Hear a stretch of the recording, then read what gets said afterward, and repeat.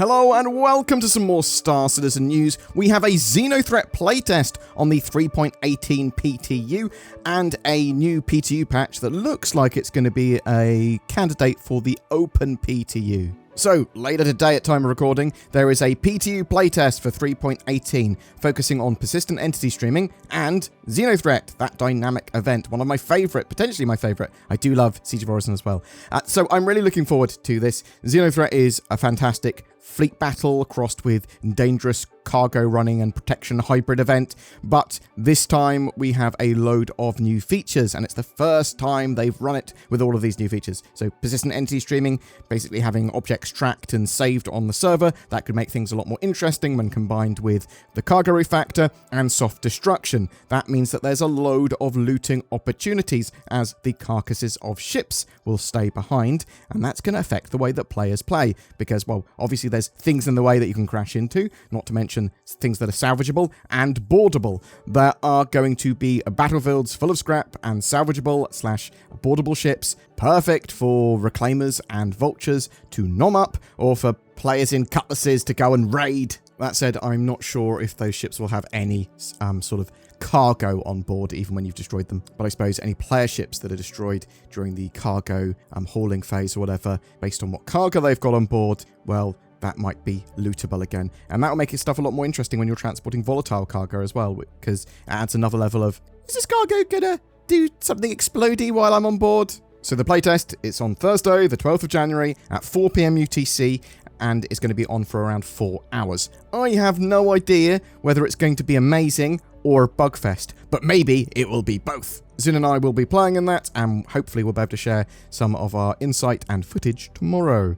Star Citizen Alpha 3.18.0 W was released to the PTU. At time of recording, it's still only Wave 1. Let's take a look at the patch notes and what's changed here. Bedlog out is now blocked in landing areas. The updated component damage for coolers and power plants. Physics optimizations have been made, as well as server performance improvements and further Gen 12 optimizations. There are so many bug fixes here too, as Cloud Imperium clomp towards trying to get an open PTU out, potentially later this week, and then the live build out later this month. So let's have a look at these bug fixes that they have made. Repairing a character should now stow equipped items to the home location.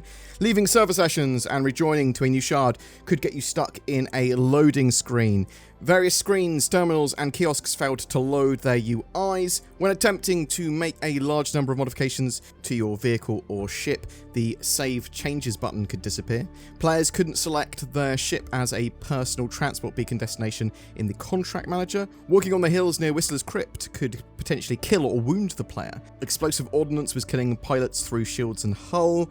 The shield glow impacts weren't visible. Move all functionality was failing to move armor. No Crusader Mercenary certification missions were available for selection. Ship bounties at derelict outposts were not spawning. Elevator doors opened mid-transit. ASOP terminals displayed 0 cargo capacity for every ship. Some missing person derelict missions were missing from the persistent universe. AI consistently were having their flashlights on or off in areas that they were supposed to have them off or on, if you see what I mean. Gravel-led vehicles were not working on water. Vehicle tires sunk into plant surfaces and were no longer able to move. The Greycat STV maximum speed was 10 ms below what it was advertised. Various collisions and depressurized areas were fixed around points of interest and ships. Male characters would exit into a wall when trying to leave a medical bed. When the player used the auto-medicate feature to heal a wound that isn't treatable, they were given a 99.99% blood drug level. The salvage convergence circles were missing in the Vulture's UI after interacting with the RMC dispensers. They fixed issues with gimbals and leaving and entering seats. Players were occasionally unable to exit ship seats. The Argo MPUV personal didn't have an internal inventory. Cargo brought to the Aurora series didn't display properly in the grid and could clip through bits. Bespoke size 4 missile launchers could be equipped on other size 4 mounts, and obviously they're not supposed to be able to be because they're, bespoke. Scanning seats were missing from the center of the 600i. The internal door panel for the Centurion didn't function. Selling single items out of a stack then zeroed the remaining stack's weight. Spamming 2 while firing a primary weapon reduced the amount of recoil experienced when firing. That's an interesting catch. Editing and setting game config files to read-only allowed players to set variables outside of allowed tolerances. Inmate maintenance opportunity prison missions didn't show the objective properly.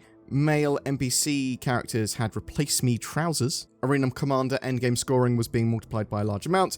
Ship-to-ship refueling had kiosk issues. We also fixed 8 client and 8 server crashes. Now, there are a good amount of known issues still that are sort of preventing very much a live build, but obviously these are some of the things they also want to get fixed for the open PTU.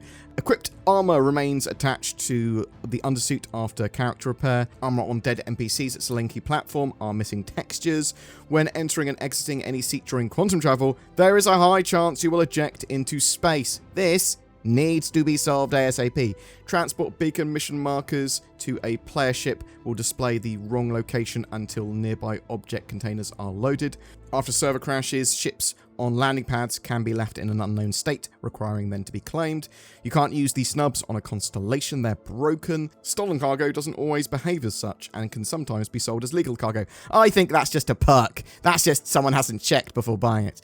Any full salvage RMC canister attachment will not attach to a multi-tool in salvage mode. Impounded ships do not finish transferring to storage and are no longer retrievable. Items appear not to be removed from the player's inventory when they sell them or hand them into the contraband kiosk. Equipped gear can be lost when a player dies in an armistice zone. Scanning's not showing advanced statistics and details. Multiple ships either partially or entirely fail to physicalize cargo purchased in their cargo grid, and that's not ideal for persistent entity streaming and the cargo effector.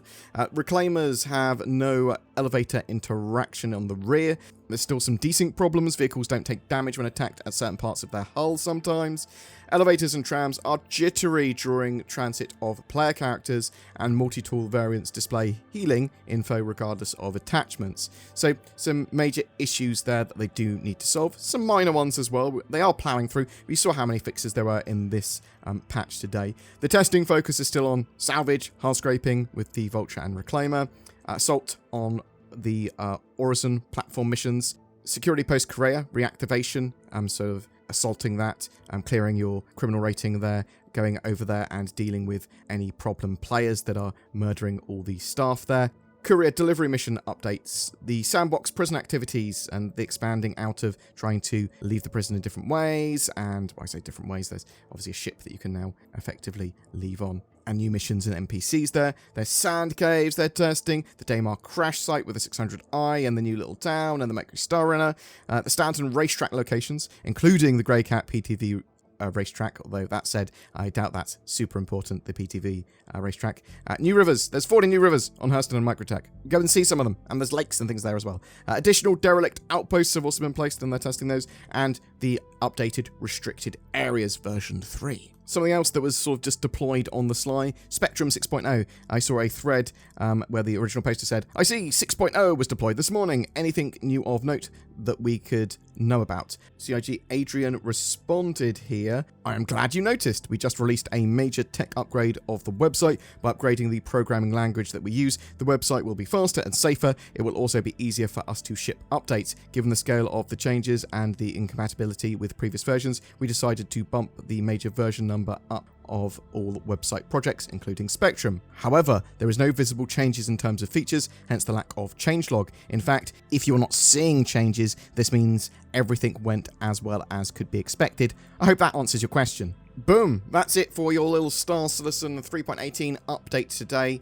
Are you going to be playing in the XenoThreat dynamic event on the Wave 1 3.18 PTU later today? If you are, please tell me in the comments. Sin and I will try and look out for you when we're on later. Are you looking forward to the 3.18 updates going to Open PTU and then live? Do you think they'll be able to hit live by the end of the month? Do you think they'll be able to potentially open up the Open PTU later this week? So either, I suppose, tomorrow is the most likely time now, or do you think some of those known issues are too much of like a major blocker for even an Open PTU at this stage? Whatever your thoughts, I'd love to hear from you in the comments below. It's a new year, time for resolutions, a brighter future. I'll make myself better each day. Or I could just stay at home and play computer games. But What if someone steals my house or bank while I'm otherwise preoccupied on the internet? NordVPN.com/BoredGamer. It's probably the best VPN deal of 2023 already. Not only does it provide security, anonymity, and accessibility on the interwebs, but I haven't heard of anyone with NordVPN having their house stolen. Thanks, NordVPN. Now no one will know what type of degenerate anime I watch. Get NordVPN, you filthy animal. You deserve it. Every month we have a ship giveaway. For January, we are giving away an Argo Raft, the reinforced advanced freight transport ship, a dedicated cargo hauler that should see some additional gameplay in 2023. This also comes with a Star Citizen game package and lifetime insurance. All you need to do to be in for a chance of winning that is comment on any of my videos made during the month. More details in the description below. If you'd like to further support the channel, then please consider becoming a YouTube member with the join button under my videos. You could even become a Patreon. There's links below to that. But liking, subscribing, commenting goes a huge way to help the channel grow. Thanks so much for watching, and I hope to see you in the verse.